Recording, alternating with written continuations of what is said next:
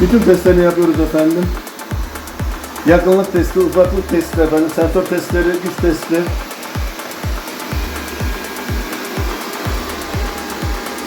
Aynı anda efendim uzun süreli kullanıp, uzun süreli test edip haritalandırmasını da size göndereceğim. Bilginiz olsun. Çalışma saatiyle görebilirsiniz. Yine de en iyi testi yine siz yaparsınız efendim.